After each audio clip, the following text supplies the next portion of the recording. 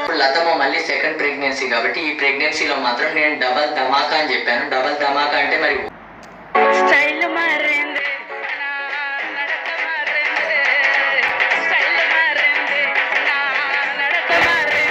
Video అయితే చేస్తున్నాను అనమాట. కాకపోతే ఒక్కరు కాదు, ఇద్దరు కాదు, చాలా రోజులు అయిపోయింది. లతమ్మ ప్రెగ్నెన్సీ అప్డేట్ అయితే కొంతమంది అడిగినారు కాబట్టి వాళ్ళకు అక్కడేమో ప్రణీత్ అని పిలుస్తున్నావు, ఇక్కడేమో వెంకటరమణ అంటున్నావు. ఏంది నీ లెక్క? లెక్క లేదు అనమాట.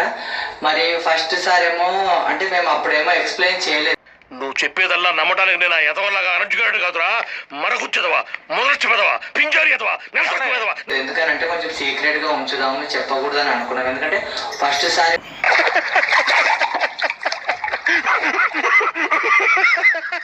ప్రాబ్లం అయింది కాబట్టి సెకండ్ సారి మళ్ళీ అట్లా కాకుండా ఎవరికి చెప్పకుండా నాటకం ఆడా. నాటకం ఆడావా? నంది ఎవరిని కూడా ట్రై చేయలేకపోయినావా?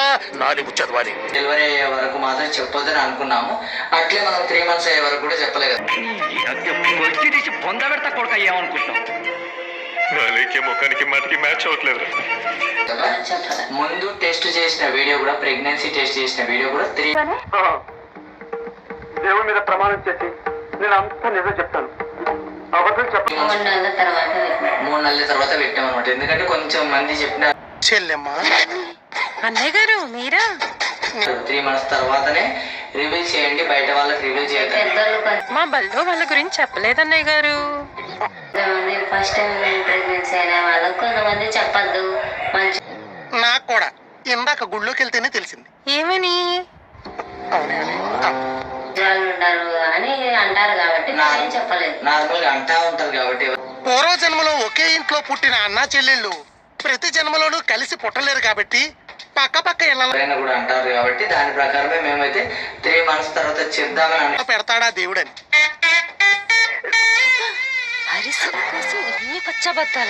అనుకున్నాము. అదే విధంగా వీడియో చేసినాము. ప్రెగ్నెన్సీ కన్ఫర్మ్ కాగానే వీడియో చేసినాం. అది పక్కింట్లోకి రాగానే పప్పు కూర వండేసి గిన్నెలో పెట్టేసి వెంటనే తెచ్చేసి 3 months తర్వాత రిలీజ్ చేసాం అనమాట. ఎందుకంటే కొంచెం అది 3 months తర్వాత ఇచ్చేయాలన్న ఆతృత మీకు ఎందుకు కలుగుద్దో తెలుసా అమ్మా?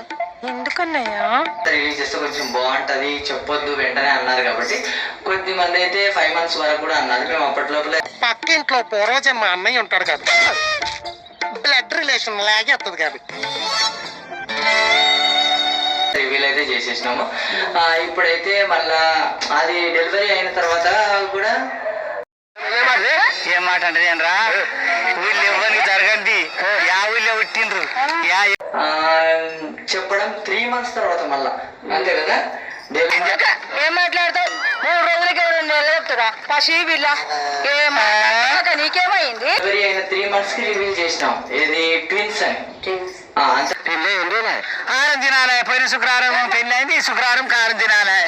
కనీసం తర్వాత మాత్రము పాపలు అని చెప్పినాము. 3 months తర్వాత రివీల్ చేసినాము. అయ్యో బైకాల్లో నీకు పిల్ల బడా బడా బడా బడా బడా దక్కుతున్నది అనమాట. పాప బాబుని రివీల్ చేసినాము, అంతే కదా. ఎందుకంటే కొన్ని నాకు కూడా కలిగి ఉండే బల్ల బల్ల బల్ల బల్ల దక్కినా, బల్ల బల్ల బల్ల బల్ల దక్కినా. వీక్ అవుతుంది, వీక్ గా ఉంటది. కొంచెం జాగ్రత్తలు తీసుకోవాలి. బరువులు సరిపోయారు ఇద్దరును. సాగుతుంది మీకు అలాగా.